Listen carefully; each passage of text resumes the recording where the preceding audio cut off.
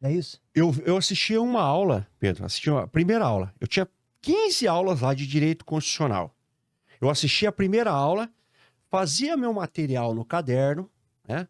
Respondia umas questões, beleza. Amanhã eu voltava para ver a segunda aula, eu pegava meu material e fazia a revisão da primeira aula, beleza?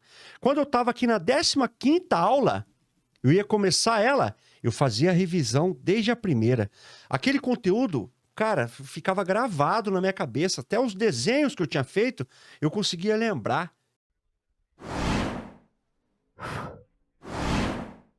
Pra você? Ah, deixa eu ver aqui.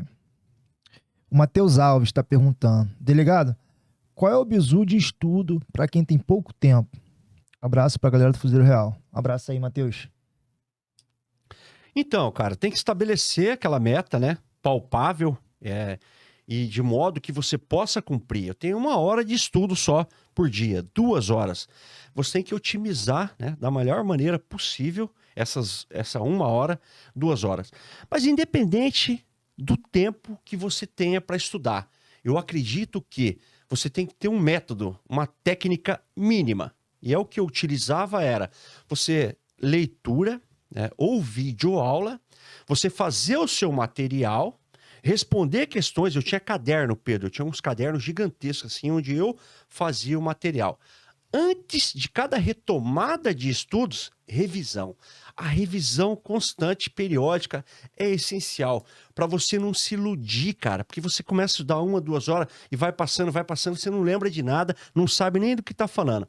A revisão e essa massificação do conteúdo de forma eficiente realmente é importantíssima, né? Então, independente do tempo que você tem, revisão constante. Questões, né? Eu sempre vi videoaula, material teórico, questões, revisão. Então, responder questão e fazer revisão sempre, eu acho que massifica muito o conteúdo, é muito mais eficiente. Para você não se iludir. Se você estudar 1 hora, terminar essa 1 hora, voltar depois, mais uma, sem saber de nada, sem lembrar de nada depois, seja 1, 2, 3, 4, 5 horas, não vai adiantar nada, cara, vai estar se iludindo. Então tem que massificar por meio de revisão e questões, sempre. Sabendo onde quer chegar. Eu acho que o principal é isso, Pedro. A gente falou disso antes, né? Molecada tá aí sem saber o que quer fazer da vida, cara. Onde quer chegar? Tá num lugar X, quer chegar aonde? Nem sabe, tá fazendo um monte de prova. A Deus dará. Estabelecer onde quer chegar e fazer esse planejamento aí é muito eficiente, né? Para não ficar batendo cabeça e perdendo tempo. Verdade, verdade. Essa questão de revisar, cara, a galera não tem noção que se você lê uma coisa agora, amanhã tu já esqueceu. Cara, O normal, não é porque a gente, pô, você tem um problema mental, tem dificuldade na aprendizagem, não é isso. O normal do ser humano é ler o hoje, amanhã esqueceu. Como a gente faz pra massificar? Ler de novo, lê de novo. não é isso? Eu assistia uma aula, Pedro, assistia a primeira aula. Eu tinha 15 aulas lá de direito constitucional. Eu assistia a primeira aula, fazia meu material no caderno, né? Respondia umas questões, beleza. Amanhã eu voltava para ver a segunda aula, eu pegava meu material e fazia a revisão da primeira aula, beleza? Quando eu estava aqui na 15ª aula, eu ia começar ela, eu fazia a revisão desde a primeira. Aquele conteúdo, cara, ficava gravado na minha cabeça. Até os desenhos que eu tinha feito, eu conseguia lembrar. Isso era eficiente, dava um trabalhinho, mas era revisão rápida, rápida. Porque eu revisei isso aqui 15 vezes, ó, até chegar na 15ª aula. Era muito rápido e eficiente. Eu não me enganava assistindo uma aula de 4 horas, terminei uma aula de 4 horas. E aí? Nem sei de nada. Cheguei na 15ª, muito menos. Isso é ilusão. Isso é se enganar, pô. Isso é perder tempo. Então tem que fazer de forma correta. Seja com 1, 2, 5, 10 horas de aula. Revisão, tem que massificar e garantir aquele conteúdo na tua cabeça. Senão é perda de tempo. Verdade, verdade. Uma coisa que eu faço que não é para exclusivamente para estudo, né? Como vocês sabem, eu sou fuzileiro naval da ativa, então, pô, fico na correria, aí tem as coisas da Fuzileiro Real, podcast e tal. Então, uma coisa que eu faço é um planejamento minucioso. que é basicamente assim, olha, eu faço uma grade do que tudo que eu tenho que fazer na semana e boto meus horários. Ó, de manhã eu tenho que fazer isso, de tarde eu tenho que fazer aquilo, e assim vai. E acaba que, ao término da semana, eu tenho uma semana muito eficiente, consigo fazer pequenas tarefas, mas tantas e tantas pequenas tarefas que ao final da semana eu cumpri tantas coisas ali de maneira grandiosa. E eu acho que para parte dos estudos também serve, também vai ajudar, porque às vezes o cara ele não tem noção de como dividir todo aquele montaréu de matérias, né? E fica perdido. Então, pô, tenta colocar assim, ó, na segunda-feira eu estudo português, na terça matemática, e assim vai. E no final da semana vai ter estudado diversas matérias. É, eu acho que varia um pouco de concurseiro para concurseiro, mas eu preferia, eu sou burrão. Eu tinha uma técnica, era tudo muito caótico, né? Mas eu matava matéria por matéria, Pedro, porque Malemar conseguia lembrar da primeira aula que eu tinha visto das 15 da mesma matéria, que dirá de 2, 3. Mas eu acho que varia muito de pessoa para pessoa. Eu preferia matar uma por uma, né? Eu encerrar, eu esgotar, eu via só direito constitucional, né? E aí eu revezava uma matéria ruim com uma matéria boa. Quando eu tinha que estudar, por exemplo, direito tributário, que era uma porcaria, eu via junto, daí sim, com direito constitucional, porque daí eu gostava. Porque se eu começasse só direito tributário, eu não ia conseguir, eu ia parar no meio. Então eu vi uma matéria legal, uma matéria boa, com uma ruim, né? Caso contrário, eu matava a matéria, uma por uma. Eu ia esgotando. Matei português, matei direito administrativo, tributário, penal, processual penal. Eu ia avançando, né? De forma eficiente, né? Matei direito tributário, fui para constitucional. Vira e mexe, eu pegava meu caderno de novo lá da matéria que eu tinha esgotado e fazia aquela revisão novamente para o conteúdo estar na mente, né? Foi assim que eu passei na primeira prova para delegado de Polícia Federal. Egresso de escola pública, burrão, cara. Eu consegui fazer isso, né? Sem me iludir, sem me enganar, cara, de forma eficiente, né? Estudando certinho, massificando os temas que eu enfrentava, sem me iludir, né? Sem perder tempo. Bacana, bacana. É muito interessante. Eu vou aplicar isso aí, cara. Eu tenho certeza que funciona. É uma boa. Vamos lá, o Gustavo Lins. Pô, Gustavo, ele botou assim, ó. Passou para delegado da PF com qual idade? 30. 30. Quanto tempo de preparação? Gustavo fez várias perguntas em uma.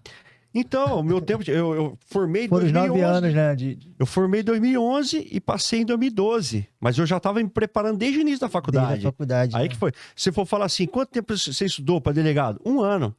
Só que não. Eu comecei a faculdade já focado. Aí eu formei em 2011, 2012 eu já passei, né? Então foi o diferencial. Bacana. Aí ele perguntou também se pretende seguir outra carreira, tem desejo ou já cumpriu mestrado e doutorado? Eu fiz só pós, né? 2 pós, especialização em Direito Penal, Processual Penal e Docência no ensino superior. Comecei a fazer o mestrado, não dei conta de terminar, tá parado lá.